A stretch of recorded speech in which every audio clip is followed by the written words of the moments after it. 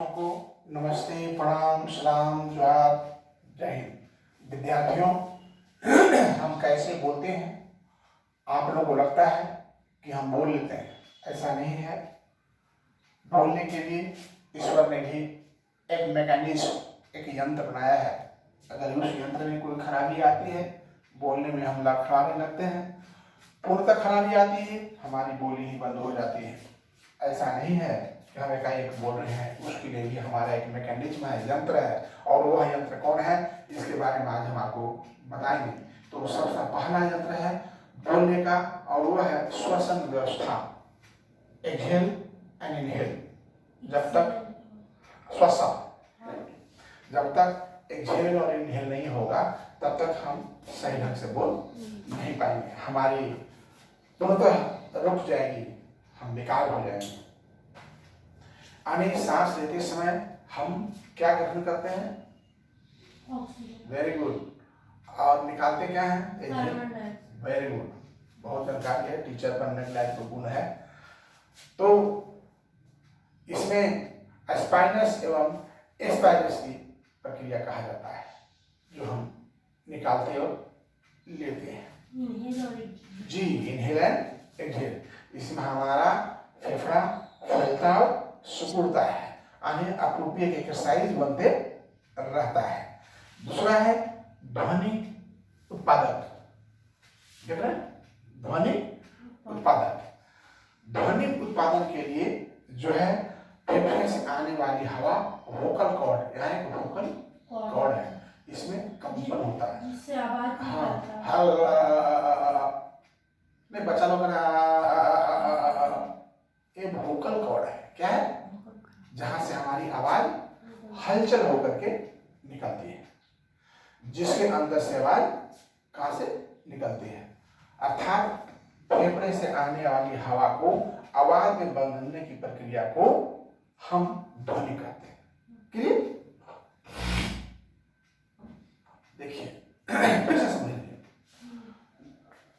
फेफड़े से आने वाली हवा हमारा इस वोकल कॉर्ड में हलचल होता है, वाइब्रेट होता है। अब वाइब्रेट होकर के वह आवाज निकलती है, और जो आवाज अंदर से निकलती है उसी आवाज को ध्वनि उत्पादक कहते हैं। अब है अनुवादक। अनुवादक, अनुवादक इस प्रक्रिया में ध्वनि उत्पादक क्रिया के माध्यम से आने वाली आवाज, जो आवाज अंदर से आता है, तीव्रता कम होती है। क्या होता है? कम होती है, जिससे उसे सुना नहीं जा सकता। जैसे हम लोग मंत्र का जाप करते हैं, ओम नमः शिवाय, ओम नमः शिवाय, ओम नमः शिवाय, है ना? तो क्या है? कम आता है, जिसके कारण कोई दूसरा सुन नहीं पाता है।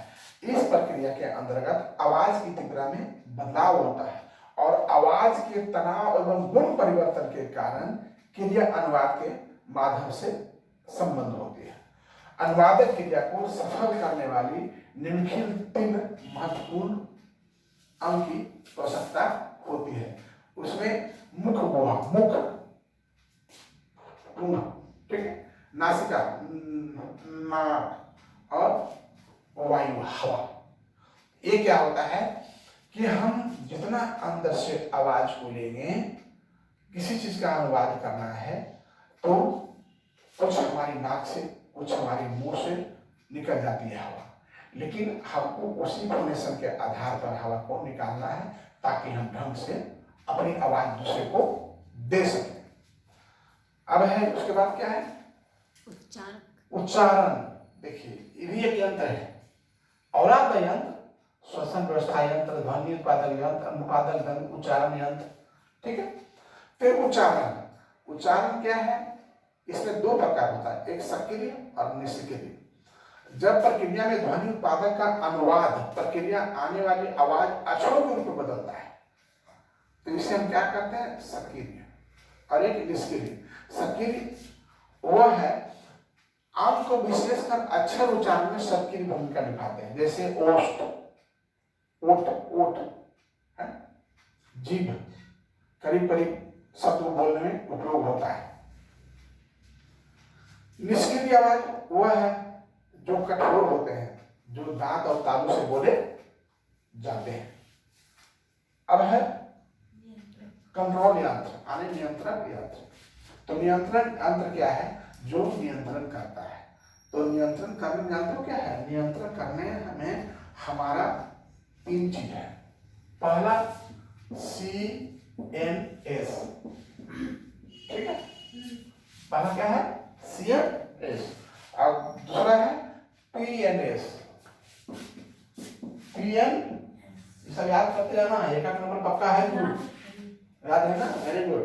उसके बाद ANS,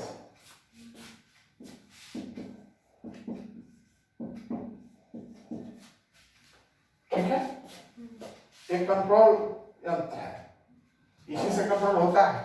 अगर ये 3 काम नहीं करेगा कुछ नहीं बोल पाएगी, आवाजें गुम, है ना? CNS को फुल फॉर्म क्या होता है?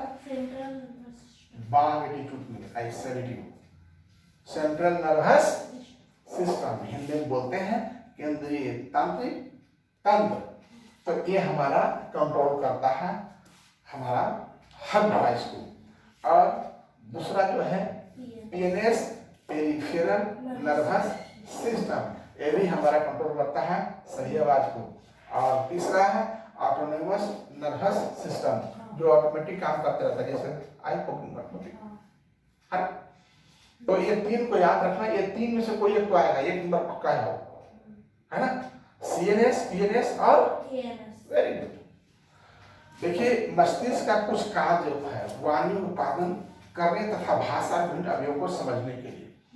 तो चूंकि सब चीज दिमाग से ही होता है, और जिस क्षेत्र को ये अध्ययन करता है उसको हम ब्रोकाज बोलते हैं। क्या बोलते हैं?